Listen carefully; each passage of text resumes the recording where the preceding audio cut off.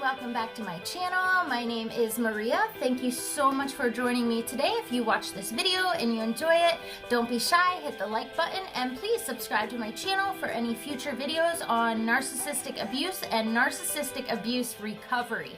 Okay guys, so today we're gonna jump right into it. Today we're gonna talk about having a vicious inner critic.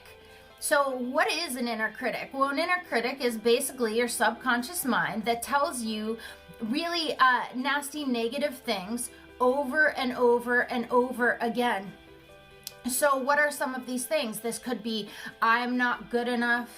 I'm not smart enough to get this job. I don't have friends. I don't have enough friends. Nobody likes me. I'm not attractive to the opposite sex or whoever. I'm just the scum of the earth. I mean, you replace all of those things with whatever it is that you're telling yourselves over and over again. Okay, so where does this vicious inner critic actually come from? Well, if you think about it, when we're children, when we're born, we didn't have this inner critic, right? So this is something that we learned. Where did we learn it from? This inner critic was told to us. This was an outside voice at one time that was told to us as a child or adolescent, and we internalized it as if it were true, as if it were ourselves. Okay, and so you have to remember that not all the thoughts that we have are true thoughts. So the subconscious mind makes up 95% of our thoughts, and the conscious mind the other 5%. So the subconscious mind is what needs to be reprogrammed in order to change these vicious thoughts that we're having, our inner critic. So how do we do this, right? Like, how do we get rid of these negative thoughts so that we are able to live a more peaceful and fulfilling life, so that we are able to love ourselves internally and love the people that we are and show up for ourselves instead of the opposite, which is what we're doing now. So I want you to think of the subconscious mind. How I think of it is, think of like your mind as a big field that is overgrown with grass. These are your thoughts, okay? It's overgrown. And if somebody started to walk down the field and they wanted to get through the field, they would look for a path, a worn path down the field where the grass is shorter and they're able to walk through. Well, this is how our subconscious mind is. So when a thought comes into our mind and we believe it and we say it to ourselves over and over and over again, this is now a well-paved thought that is going down. So you have to think about it as the subconscious mind is the path that's going to go through the high grass in the field. So when someone new comes up to this field, where are they going to go? Down the path. So that's why our thoughts don't change unless we make a great effort to do so, because our thoughts are going down the same path over and over and over again, because this is the things that we are telling ourselves. So we are creating this path through our subconscious mind, and this is where it all comes from. So we need to reprogram our subconscious mind, which has a lot to do. I mean, there's so many things you can do, and one of the things is reparenting, having a compassion for yourself, so a compassionate inner critic. One awesome thing that you could do, that I do personally, is if I say, I'm not gonna get that job. I'm not smart enough for that job. I don't even qualify for this. There's so many people that would be better at this job than me. Okay, so vicious inner critic telling me these things, and it's making me feel like anxious, and my heart is racing, and I feel down. It's making me feel depressed. So name the thought. So I'm not good enough. I'm not going to get this job.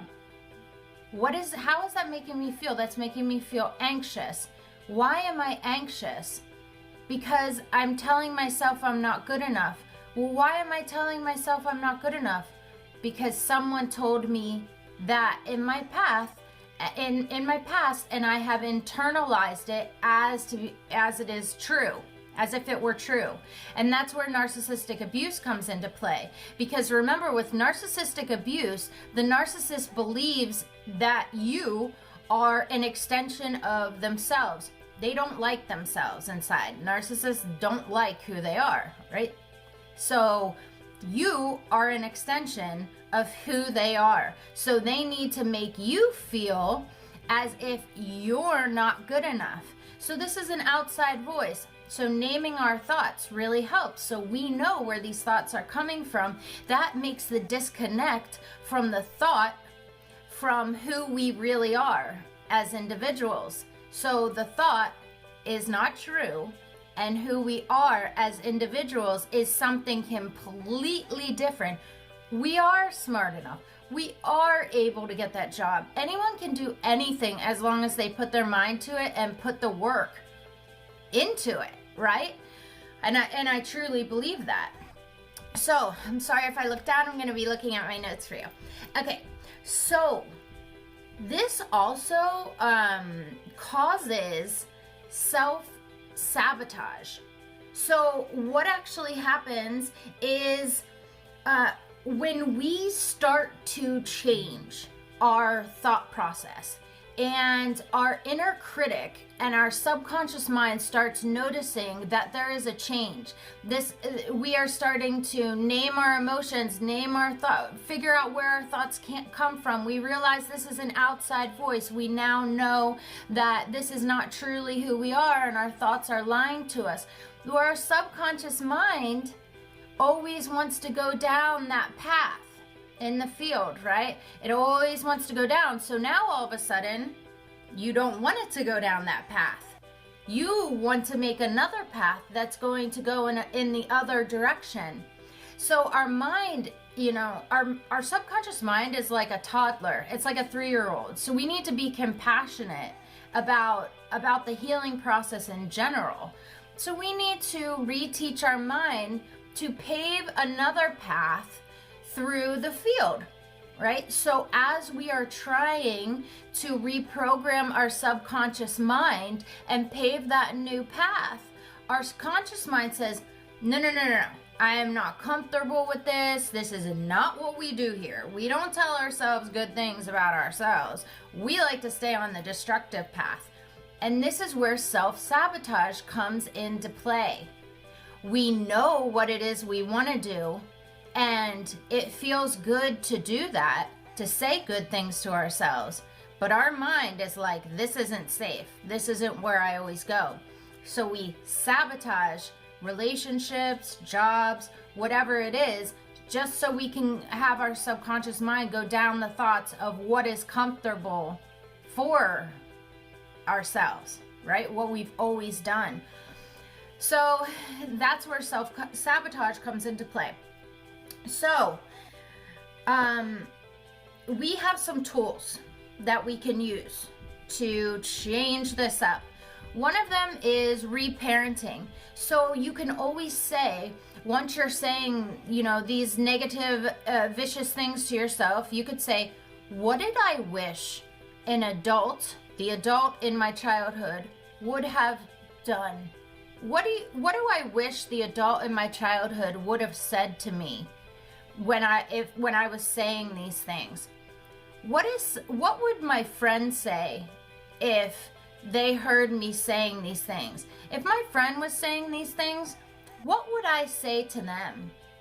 And then that creates like compassion for yourself and for your healing process. Because remember, the subconscious mind is like a toddler and it shows up in your body. So the subconscious mind is the body. So that's why when we do all these things, stress occurs in the body. We start getting sick. We don't feel good. We have stomach aches.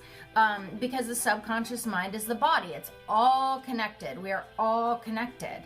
Okay, this is why it's so important to start the reparenting, reprogramming of the subconscious mind now, because it takes a while to do this. I mean, I've been on a journey for an entire year in self-realization and reprogramming my subconscious mind, and I still slip back into the negative, nasty inner critic that I had before. But at least we have tools. Tools are so important. So reparenting is a good tool. Something else that you can do is change the voice of the inner critic that's coming into your mind. And the easiest voice I think of is Mickey Mouse. So when the inner critic is saying, God, you're not good enough, Maria. You're not gonna do this. Like, you don't know how to make YouTube videos. People are gonna laugh at you. Change the voice inside of your head. Get your voice out of it. You know it's not your voice, so it's someone else's. So remove your voice and replace that voice with somebody else. Like, think of Mickey Mouse saying that and hear him saying it. And then hear how ridiculous it is when that voice is telling you these things. It totally changes the way you hear it. Because why are you going to believe Mickey Mouse when he's telling you really rude things in your ear, right? So that's just another tool if that helps you out. And honestly, this has helped me the most in just saying, what would I say to a friend? Like, I just say, what would I say to a friend if they were saying these nasty things about themselves? Because we are our own worst enemies, right? But like, when you have a friend, you're going to be kind to them. You don't want your friend to tell themselves all the time that they're the worst people in the world. If they did that, you either wouldn't want to be their friend eventually because they'd be such downers, or you would feel terrible. I mean, I'm sure you would feel terrible for them, because this is the life that they're living. Like, just this miserable existence of telling themselves these and talking about themselves so bad. So something that really helped me in my journey was just saying, what would I say to a friend? And I bet you, if you do that, when you say mean things to yourself, you say, what would I say to a friend? I bet you anything, you're gonna start showing up for yourself in this journey. Okay? So try those tools out.